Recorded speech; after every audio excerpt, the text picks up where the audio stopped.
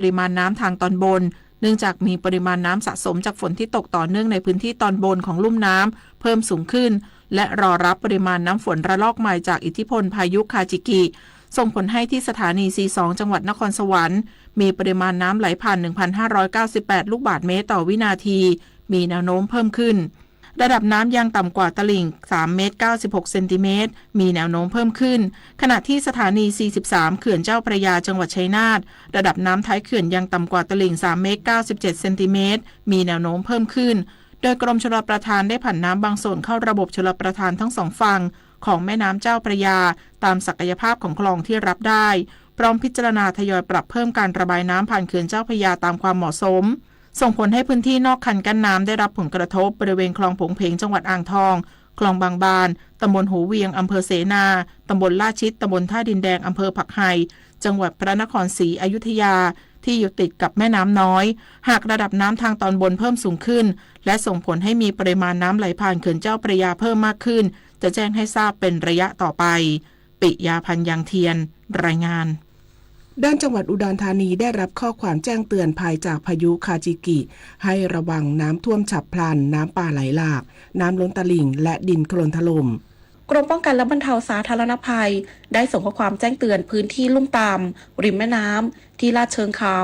ระวังน้ำท่วมฉับพลันน้ำป่าไหลหลากน้ำล้นตลิ่งดินโคลนถล่มขอให้ผู้ที่อยู่พื้นที่เสี่ยงยกของขึ้นที่สูงเตรียมอพยพหากจำเป็น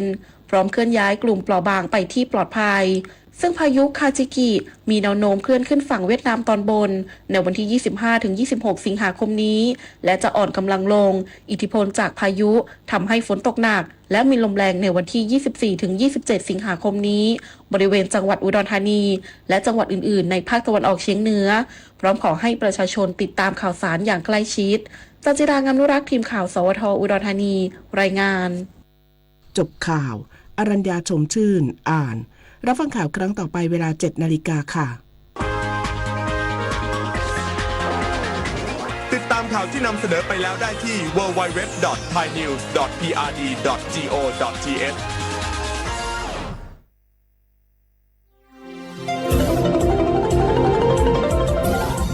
วิทยุแห่งประเทศไทยให้ความรู้คู่ความสุข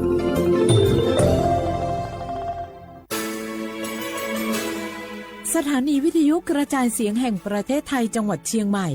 AM 1476 กิโลเฮิรตซ์สถานีวิทยุภาคภาษาชาติพันธุ์แห่งเดียวในประเทศไทยที่มีความทันสมัยเชื่อถือได้สร้างอัตลักษณ์กลุ่มชาติพันธุ์สู่สากล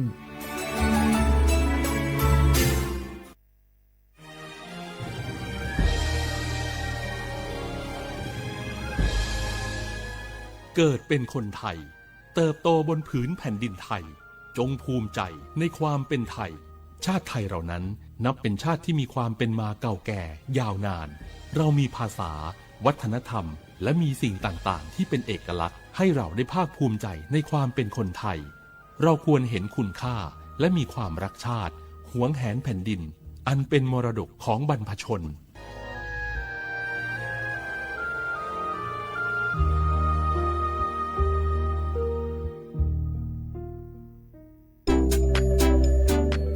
ใช้สิทธิ์30 บาทรักษาทุกที่ที่คลินิกทันตกรรมเพียงสังเกตโลโก้30 บาทรักษาทุกที่ก็สามารถรับบริการอุดฟันถอนฟันขูดหินปูนเคลือบหลุมร่องฟันเคลือบฟูออไรด์ไม่เสียค่าใช้จ่ายใช้แค่บัตรประชาชนไม่ต้องรอคิวนานสอบถามข้อมูลเพิ่มเติมโทรสายด่วนสปสช1330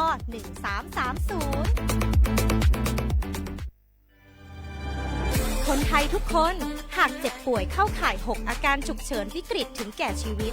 ใช้สิทธิ์ยูเซฟรักษาโรงพยาบาลที่ใกล้ที่สุดได้ทุกที่ไม่เสียค่าใช้จ่ายเพียงยื่นบัตรประจำตัวประชาชนแจ้งใช้สิทธิ์ได้ทันทีสอบถามเพิ่มเติมโทรสายด่วนสปสช1330ตลอด24ชั่วโมงกู้ภัยโทรมาบอกว่าป่อน้องรถแฉลบน้องบ่คิดบ่ฝันเลยว่าวันนั้นจะเป็นวันสุดท้าย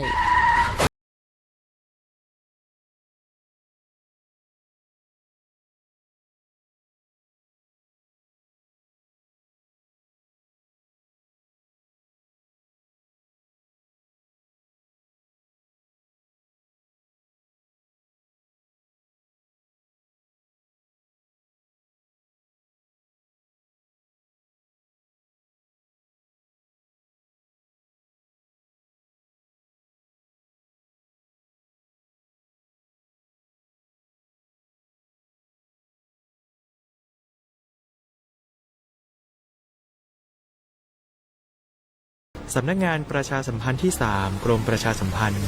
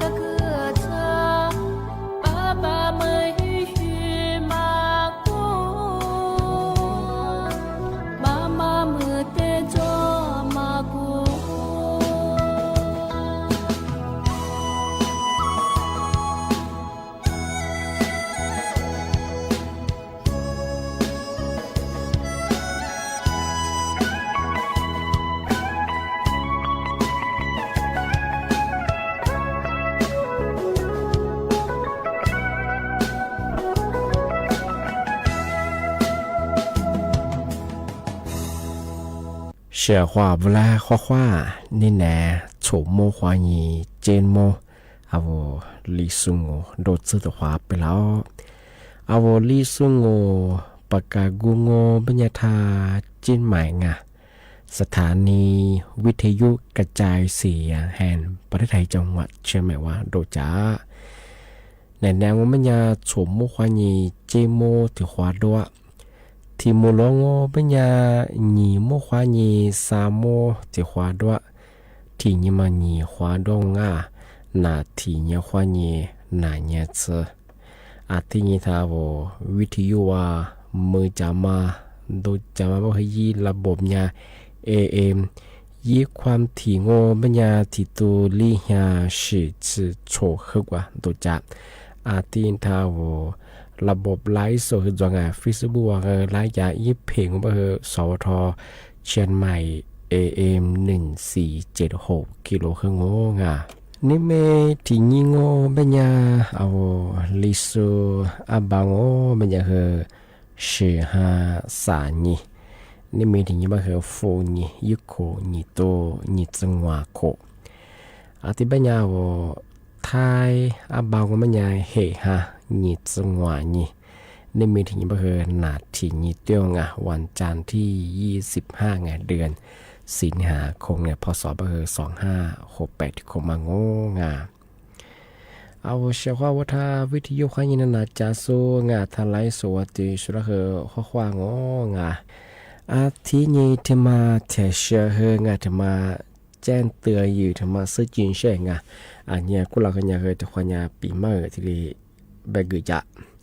เอามาใส่ยาสำนักงานการไฟฟ้าส่วนภูมิภาคเธออาโตตะปัวจิโซกว่าชิโซไงยาเคยที่แจ้งเตือนฟ้าบุรุษงานอามุสางโงบัญญาเธอหลักชุดบุมังมาข้าสุเบว่านางแงกว่าเกิดจากทรงแกนมิชาชีแบเฮดาวแกนคอสินเตอร์เดบุฮิชงที่ที่บุมังบัญญาคือเอาเฮียล้าเงียงเอาว่าที่เรียบเบชไงย่าญาเธอว่าสำนักงานการไฟฟ้าไงควานีหลาบุรุษไงย่าญาพนักงานหลักโชงที่เบชอามุสายาที่ยีโครงการมาจัวบริงานที่ว่าภาษาบุราฮิควาดุลาเนอัตโตที่เรียกกับกุญยกับเชียไปถึงอัตโตมาเลยฮอตอยู่มีอัตนี้ยีอัตโตจามายีมีความเสี่ยงจัวง่ายไปที่เรียกกับตัวยีหลักบริงานฝึกบ่มาชีบริงานที่ถึงบางมันยังเคยยากกว่ายีหม้อแปลมาเคยยังเคยปีข้อหม้อแปลมาคือลุ่มเก่าไปกิริยาลุ่มใหม่เรียปันเรือบริงานอาทิตย์แรกงงปัญญาที่กับกุญยิงกับเชี่ยงงกันย่างงปัญญาคือยาเวลากว่ายี่ลายงอยี่ลายมาเดียชิอาทิตย์ปัญญาไปหาจ้ายี่ลายว่าสุดๆแพ้ก็เลยกันย่างงปัญญายากว่ายี่ลีถึงมาส่งฝลาบรุอาทิตย์ปัญญายาเธอยาหน่วยงานการไฟฟ้าข้อนี้ยากกว่าฮอฟฟี่จะส่งยาสำนักงานถูกมาคือกูมาคือนั่นได้กว่าถ้ายี่ลายว่ายี่ลิงส่งฝลาสุฟลากันย่างงไม่ยันนึกว่านี่ดีนี่คือเธอยิงยางยิงไปถึงไงทำไมนุ่มมืองอทำไมนุ่มหิงงอที่นี่ที่ยาเจ้าหน้าที่การไฟฟ้านี่เวลามาเรียกกดละมาที่ปั๊มมือยืดอีกแค่ไหนเกือที่ไปถึงไงที่นี่นู่นบอกว่าคืออาจจะก็ได้ก็ไปถึงไง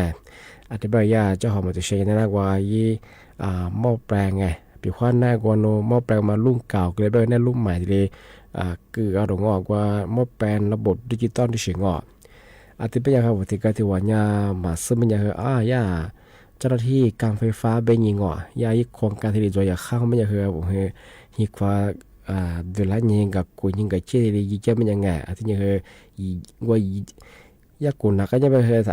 ถ้าชอบไปยังไงยาเวลาอีลาเดียงอ่ะอีลาเกือบเป็นยังไงถ้ายากว่าสำนักงานเขาอย่างไรอีลิ้นสุฟลาเป็นยังไงอุตมางานอาทิตย์เป็นไม่ใช่ของงานมาขยาจางโมไงทุยากว่ายี่ลิ้นสุฟลาเป็นโนปีขวาพันยี่ดีงโง่เป็นยังที่ก็ที่มาเป็นยี่กว่าสแกนยี่เจ้ามาหุ่นตัวไงกว่าสแกนQR โค้ดมาไงนึกว่าพันยี่ดีงโง่เป็นยังคือเอามาสาหลักสมคาสมันยากว่าใช้ระบบ AI ไงว่าข้อมูลดุยามางอเอาแล้วว่าเอาโทรศัพท์คนได้ที่แฮปดีแล้วมาคือตัวเฉียงงาน ที่ถึงมาบ้านโนโรระเบียงยามายินยามาอย่างนั้นมันคือเกี่ยวกับเอาข้อมูลระบบอย่างคือยาเพียรสิ่งอ่ะที่ความอย่างคือมาคืออย่างคือตัวชิพัจิจงมันอย่างคือถักเกิดดูยังอ่ะไอ้ลายคือถักเกิดช่วงงานที่ยาการไฟฟ้าแบบเป็นอย่างคือยานโยบายตัวชิมาจบบุรงงานที่ยาพนักงานหลักส่วนแบบนี้คือที่เอาอย่างไรนี่ที่อัตุกับโกงยืงอัตุเราข้าเราข้าจามาเหมือนเช่นนี่ฮะอัตุจามายี่มีความเสี่ยงจวงง่ายทำไมร้านอย่างที่เราก็คือมาขยันคือถัดจุดสายไปถึงไงการไฟฟ้าแบบนี้คือยาหลักโซลาร์ที่กว่าดูอีกอย่างที่สามหลุยจะมาที่ชิมาโจปรงานมายานโยบายมังงาปรงาที่แบบผิวฟ้าวมาพัชิจงมันยังยาที่เล็บแบงมันยังคือถักเกิดตัวยังถักช่วยช่วยความงานมาขยันคือกลุ่มมิชาชีหลักชมว่าเขาสุดแบบว่างานที่ช่วยเกิดแต่ส่งงานมาคือที่มาที่ปีมาแจ้งเตือนช่างงานที่แบบมันยังคือว่าหิ้งกันเลยกันจังจุดแพ้เชื่อเขาว่าที่เล็บปีมาจะแบบนาที่การที่ยิมแบบเส้นแหนมแบบวันยิมแบบพัชิจงมันยังคือที่เล็บเสื้อมันยังคือที่มาเกิดตัวยังเพราะว่าถักช่วยที่แบบคือทรัพย์สินเอาไว้ข้อมูลมาพิเลชของมันอยากขึ้นยอดเกี่ยงแต่มันคือจุดสุดท้ายที่เล็บปีมากมันคือน่าที่จะกินจิ้มไม่ใช่ที่แบบมันยังมันสักนั่นแหละคือมันกว่าตัวขวาที่เล็บชูฟังมันกว่าตัวขวากันนะแต่มันกว่านักงานเนี่ยสุดเพราะว่าตัวขวาจุดละขวางเอาไว้เฉพาะถ้าวิธียกขยี้นั่นจะส่งงานไล่สดตีสุดแล้วคือข้อขวาง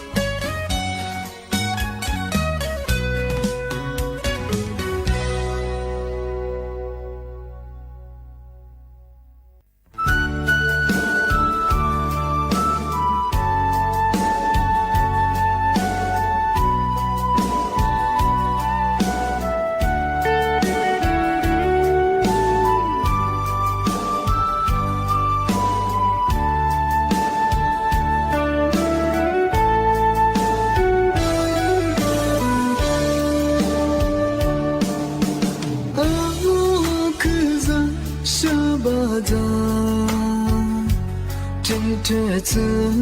努力我木马达，别的毛黑你别顾不到，可路线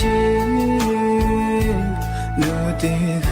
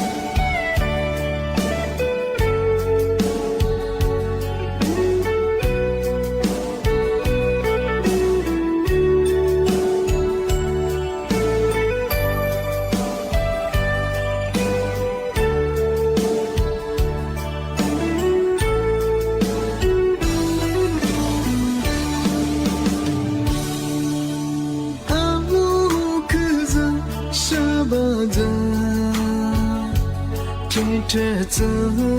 努力我木马达，别的毛给你别顾不到，可路线路的河，是这对数我追逐，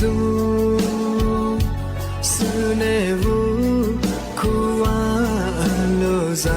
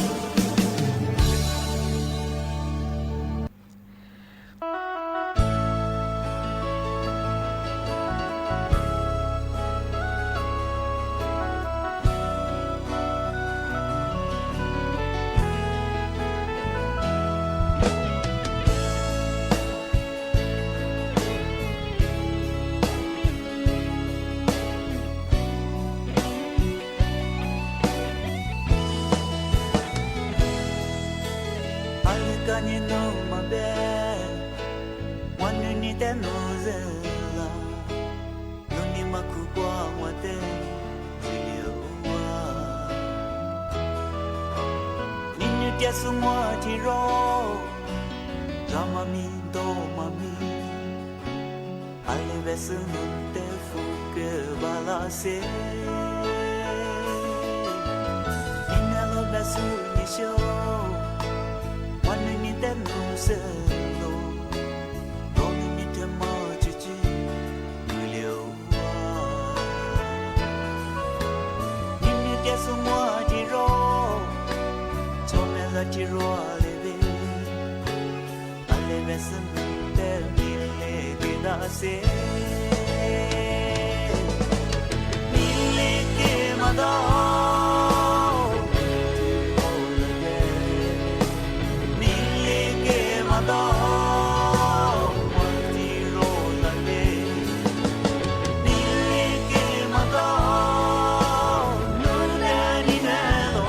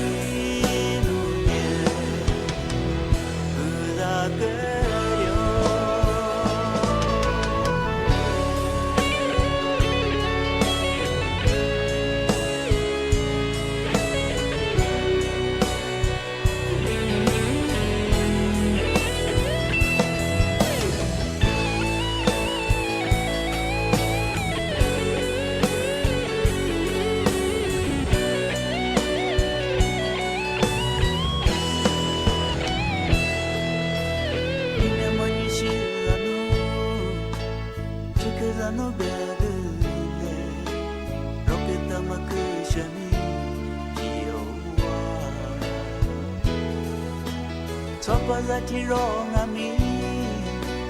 Yani jete lalo Ale beseno te mille gedase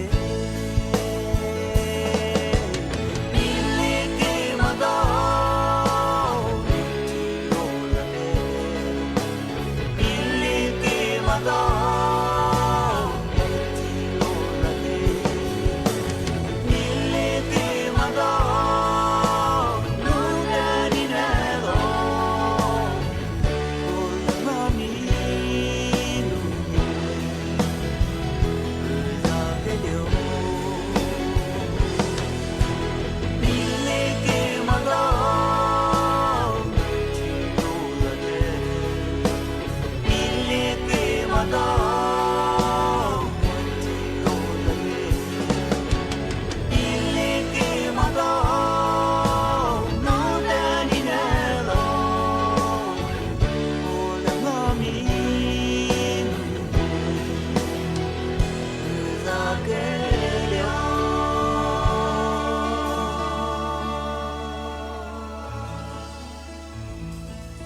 แจ้งเตือนยิงชาชขอบ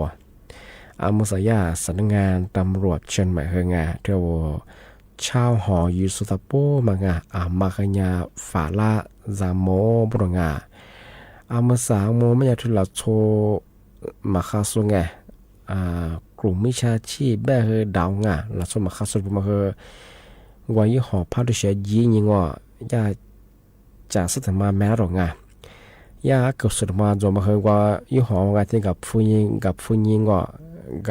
อียิงหลักสุภาพจังว่าไม่ยาผู้ดาวไม่ยาผู้หญิงหลักสุภาพจังไม่ยาพามุลียาว่ายี่ห้องเปิดช่วยเลยไปถึงว่ายานอที่ชามาเจ็บยังไงที่ดีไปถึงหลักสุภาพจังเนี่ยปีข้อว่าเลยที่ห้องมายี่ผู้หญิงผู้ดาวไม่ยาหลักสุภาพมันจะไปโน่ดูยังจะสักจะมากับเมียมากับฟอร์มาจะเสร็จไม่ผิดจอบแต่ยังยิ่งวุ่นวายที่ดีกว่าอาทิตย์ขวาเนี่ยเอา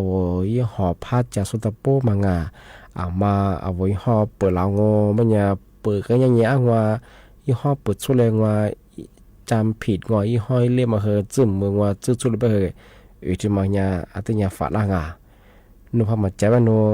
จะสึกคนเราใช่ไงที่มาเฮทำมาตัวใช่ไงอาชีพบุรุษไปเฮคือ ว่าผู้เสียหายไงโซที่ตัวสูงตัวชิเป็นยี่แจ้งความได้ไงอาจจะไปยาเธอตันหนูเฮงไงเธอว่ายี่ห้อใช้สุดปุ๊บมั้งไงจิ้มมาเลยมั้งไงชอบไงเอาว่าตันจังหวัดแบบต่างอำเภอมั้งไงเอามา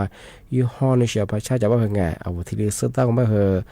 เจ้าของแต่เชียวพระจิตจบเฮอเนี่ยเสื้อเป็นยังทุกมันยังเฮหมางงานเป็นยังไงก็ที่เรียกจางโมตั้งที่เนี่ยยี่ห้อพม่าจางอเป็นยังไง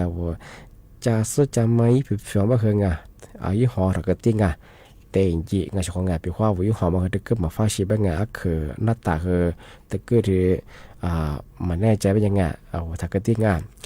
ที่เนี่ยคือที่ว่าหินตัวสูงที่ลงหินตัวสูงก็ไม่ใช่หินคนหินมันจะว่าหน้าตานั้นมีฮักคือสูติ้งยาบ้าหลักสมข้าวสมโนกว่าจะสวัสดีไงกูมาหินมาหินหลักสมมาจ้าสมมุมจ้ามันจ้ามาไงยาที่ได้สำรวจนี่เฮียจากสัญญามาคนละมาที่ได้จัวบุรุษไงมาโซผู้เสียหายจัวบุรุษยาที่ได้แจ้งเตือนฝรั่งมาจากมองปีว่าชวนวันอยู่เนี่ยคือไงที่นัดส่วนยินนั่นยังบ่เฮียความมาจ้างเอาไว้หอจะสบายเนาะเอาเฮียเนาะหัวใจเยี่ยมมาคือโจงแต่ก็ดอกกับเบี้ยมาคือโจสิงานบ่พอเอาเฮียมาจ้าบ่เอาจ่าเสียมาคือยิบฝืนโจบ่แต่ทักกะติมาคือจะแบบนาเอายี่ห้อว่ายายี่กล้องวงจรปิดมันจะบ่ว่าย่าเราพอมันจะคือมีความเสี่ยงมาคือโจสิงานบ่คือเนี่ยคือมาคือจามโมมาช่วงอาทิตย์เป็นยังไงนั่นแหละคือหมกว่าจะคว้ากันนั่งนี่ไม่ไปคือว่าอาทิตย์ไปคือเมียยี่ไปกับว่าฮิควาจะโซชิจะโซยังไปคือนั่นแหละคือหมกว่าที่กันนั่งเอาเชื่อเขาถ้าวิธีนั่นจะโซไงถ้าไลฟ์สดตีสุดละคือคว้างอ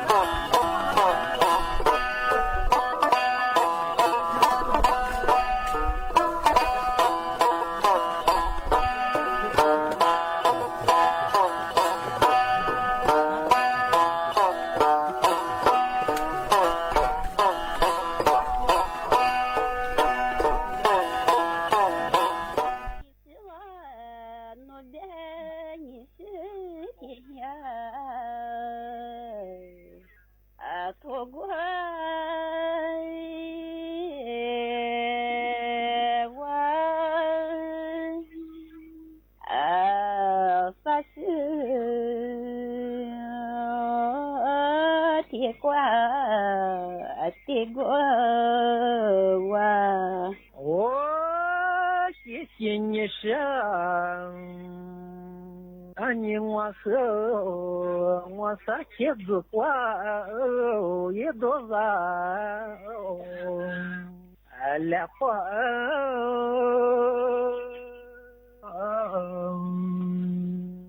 เดี๋ย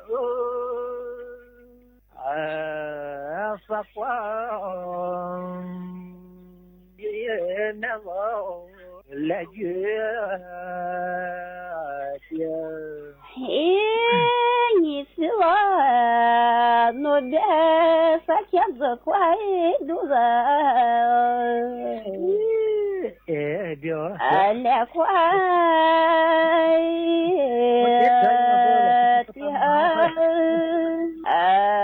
也快都是来个的谢谢你呢，你我和子挂也就你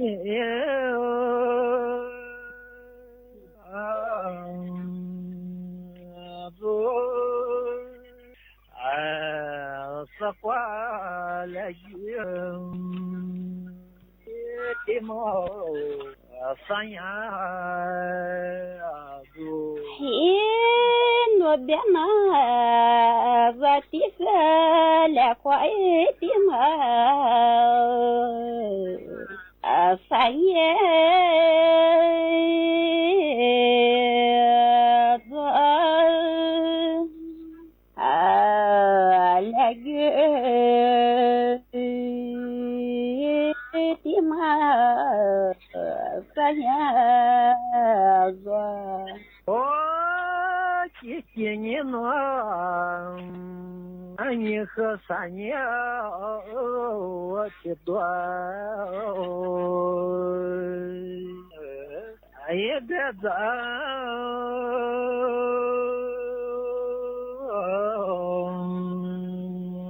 老三年也的苗。多谢了，你是我的三爷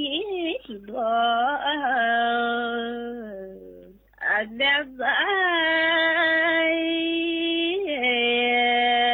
了，三爷前面。多谢了，谢谢你上，我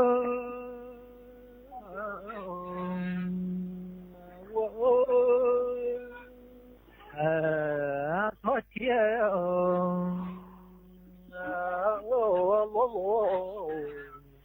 撒花我。你是我努力的在梦不管我多点路也管我。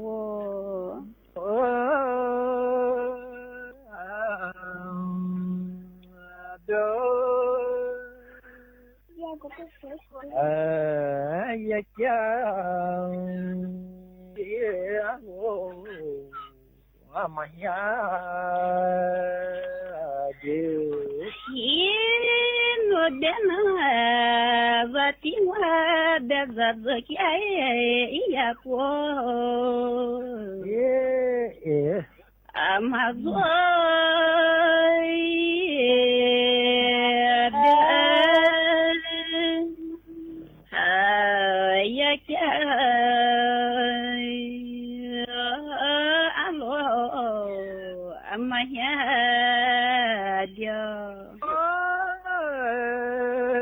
谢谢你呢，我们你的自家也红，哈利啦，哈利，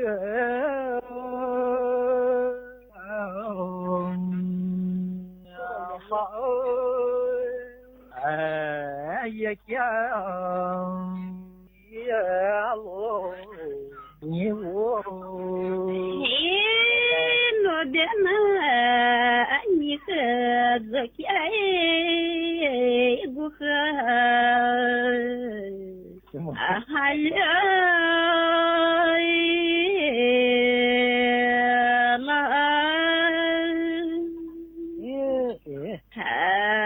也家不和。是我了，谢谢你上， не бедзавя за мой дня амаса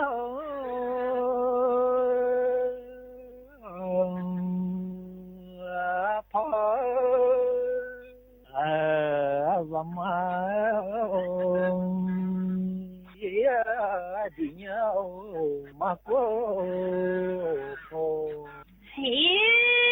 Дена затидет за мои дня, ай мой май,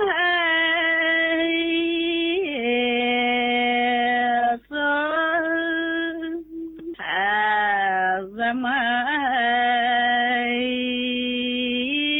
дня,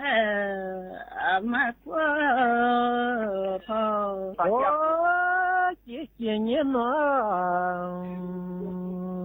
кашеха затя и гума азата я тяу и гума азата Дена не закяй гума затай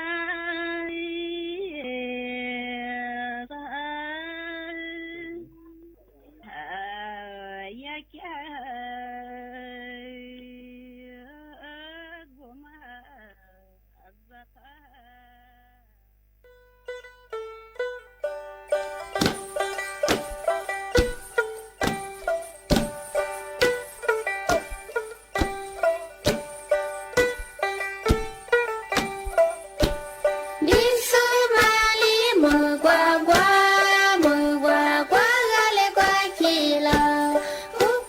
你是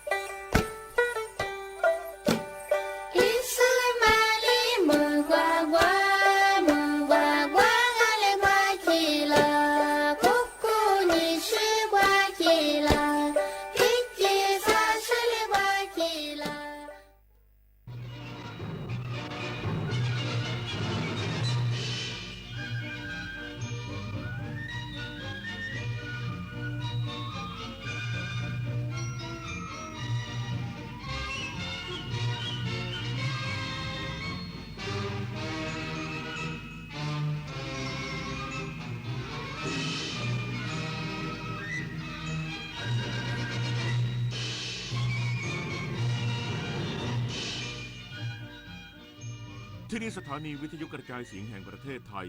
ต่อไปเสนอข่าวซึ่งมีหัวข้อข่าวดังนี้รักษาราชการแทนนายกรัฐมนตรี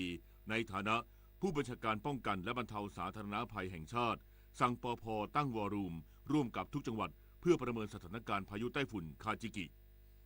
เวียดนามเตรียมอพยพประชาชนกว่า 500,000 คนรับมือผลกระทบจากอิทธิพลของพายุไต้ฝุ่นคาจิกิ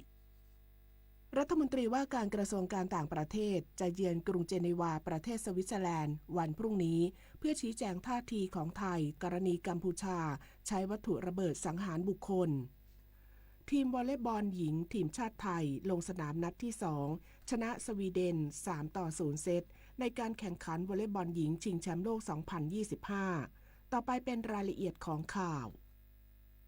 สำนักพระราชวังเชิญชวนประชาชนร่วมลงนามถวายพระพรสมเด็จพระเจ้าลูกเธอเจ้าฟ้าพัชรกิติยาภานเรนทิราเทพยวดีกรมหลวงราชสารินีสิริพัฒน์มหาวชิราราชธิดาให้ทรงหายจากพระอาการประชวรและมีพระพรรณนามัยแข็งแรงโดยเร็ววันผ่านระบบออนไลน์ที่เว็บไซต์หน่วยราชการในพระองค์เว็บไซต์ royaloffice.th รักษาราชการแทนนายกรัฐมนตรีในฐานะผู้บัญชาการป้องกันและบรรเทาสาธารณภัยแห่งชาติสั่งปภ.ตั้งวอร์รูมร่วมกับทุกจังหวัดเพื่อประเมินสถานการณ์พายุไต้ฝุ่นคาจิกิและเตรียมพร้อมระบบแจ้งเตือนภัยผ่านเซลล์บอร์ดแคสต์เพื่อให้ประชาชนในพื้นที่เสี่ยงรับทราบสถานการณ์และอพยพกลุ่มเปราะบางไปยังพื้นที่ปลอดภัยได้ทันท่วงทีพายุคาจิกิได้ทวีกำลังแรงขึ้นเป็นพายุไต้ฝุ่นแล้วและกำลังเคลื่อนตัวเข้าใกล้แนวชายฝั่งประเทศเวียดนามส่งผลให้ประเทศไทยมีฝนเพิ่มขึ้นและมีฝนตกหนักถึงหนักมากในระยะนี้นายภูมิธรรมเวชยชัยรองนายกรัฐมนตรีและรัฐมนตรีว่าการกระทรวงมหาดไทยรักษาราชการแทนนายกรัฐมนตรีในฐานะผู้บัญชาการป้องกันและบรรเทาสาธารณภัยแห่งชาติสั่งการไปยังผู้ว่าราชการจังหวัดทั้ง76จังหวัดและกรุงเทพมหานครให้ประสานการทำงานและติดตามสถานการณ์ร่วมกับกรมป้องกันและบรรเทาสาธารณภัยหรือปภ.อย่างต่อเนื่องพร้อมให้ปภ.ตั้งวอร์รูมร่วมกับทุกจังหวัดเพื่อประเมินสถานการณ์และหากประเมินแล้วพบว่าสถานการณ์จะทวีความรุนแรงในพื้นที่ใดให้ผู้ว่าราชการจังหวัดสั่งการในอำเภอรวมถึงผู้บริหารองค์กรปกครองส่วนท้องถิ่นดำเนินการตามแผนเผชิญเหตุทั้งการอพยพไปยังพื้นที่ปลอดภัยด้านนางสาวธีรรัตน์สำเร็จวานิชรัฐมนตรีช่วยว่าการกระทรวงมหาดไทยได้แสดงความห่วงใยและสั่งการให้ผู้ว่าราชการจังหวัดในพื้นที่